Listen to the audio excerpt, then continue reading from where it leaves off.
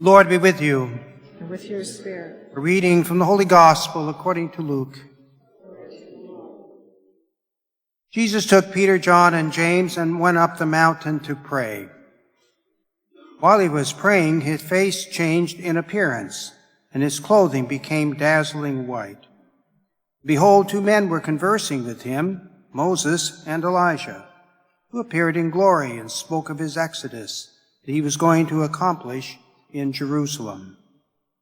Peter and his companions had been overcome by sleep, but becoming fully awake, they saw his glory and the two men standing with him.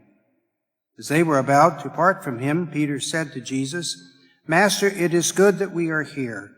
Let us make 3 tents, one for you, one for Moses, and one for Elijah." But he did not know what he was saying. While he was still speaking, a cloud came and cast a shadow over them, and they became frightened when they entered the cloud.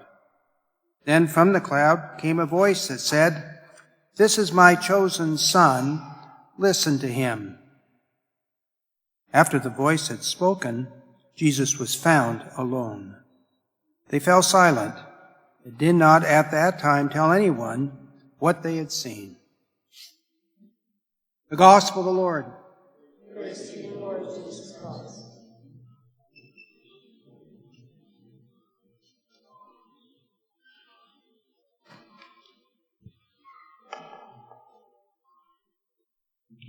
Exodus. Exodus, it is a familiar word to most of us. The Exodus is when the Israelites followed Moses out of Egypt, out of captivity, heading for the Promised Land. The account is given to us in the book of Exodus, which is the second book of the Hebrew Bible. We come upon this word Exodus in the Gospel today in sort of an odd way. We hear the account of Jesus with Peter, John, and James going up the mountain to pray. Mountains were a good place to pray. For one thing, on a warm day, it's a place where you can catch the cool breeze and be able to relax a little bit and pray. So they went up on the mountain to pray. But while Jesus was praying, we hear that his face changed and his garments became dazzling white. And 2 men appeared with him. The Gospel identifies them as Moses and Elijah. And what Moses and Elijah were telling him was about his exodus that he was going to accomplish in Jerusalem. Exodus. It's what they did in Egypt. Exodus. With that word Exodus, the evangelist takes us to that Exodus from Egypt.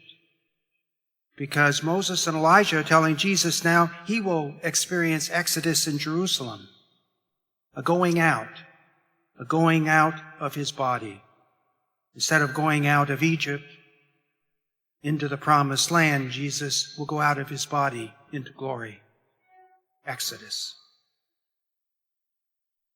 There's a famous scripture scholar, Father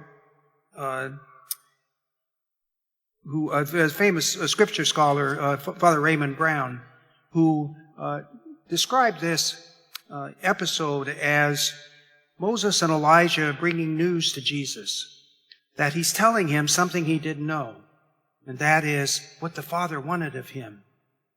What did he want of him? So what Father Brown says, that Moses and Elijah were telling him he's going to Jerusalem to experience an exodus. In other words, he's going to Jerusalem to die. And then the Gospel says that the disciples became fully awake. They had been asleep. It may not be that they needed a nap. It may be that as this vision started, they just sort of passed out. But now they're sort of coming to themselves. And Peter begins talking about having tents, and let's put a tent up. And the Gospel writer says, well, he didn't know what he was talking about. He's just sort of babbling, because it's so overwhelming for them to see Jesus in this transfigured state. But then if that's not scary enough, now a cloud comes. Must be a really thick cloud because it just overcomes them. Maybe they couldn't see each other in the cloud, but they heard a voice. They heard a voice in the cloud, speaking not to Jesus, but to them. The voice was speaking to these 3 disciples. This is my chosen son. Listen to him. Listen to him. The voice of God is speaking to these disciples. This is my beloved son. Listen to him. This whole experience has been a new view of reality for them. They've been walking along with Jesus on his public ministry, have known him maybe for quite a while. He's just walking along the road, looks like any country bumpkin from Galilee. Nothing special about him. Nobody said he's all that handsome. There's nothing about him that attracts people as far as his appearance. He looks just like a guy walking along. But in this experience, they see Jesus in a new way. It's as if the Spirit had taken the fabric of reality that they look at and tore a hole in it just for a moment and opened it. And through that little hole in reality came bright light, his dazzling garments. Because all of a sudden they saw Jesus as who he was.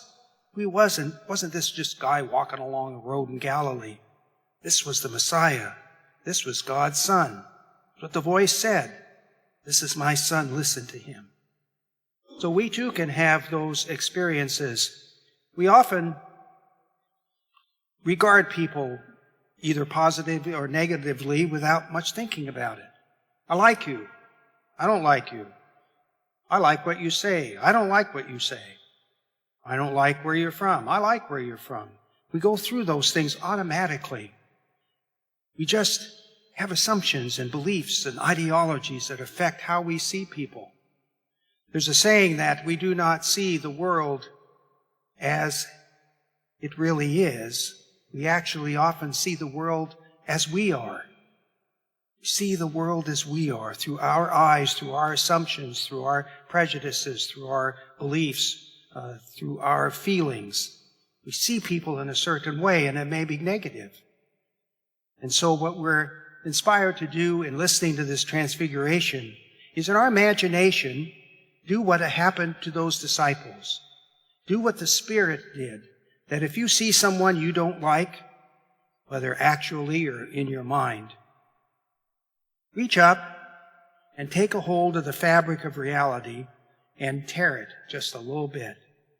And what you'll find is this bright light will shine through. Because you are not simply looking at the person you believe them to be. You are seeing a blessed child of God.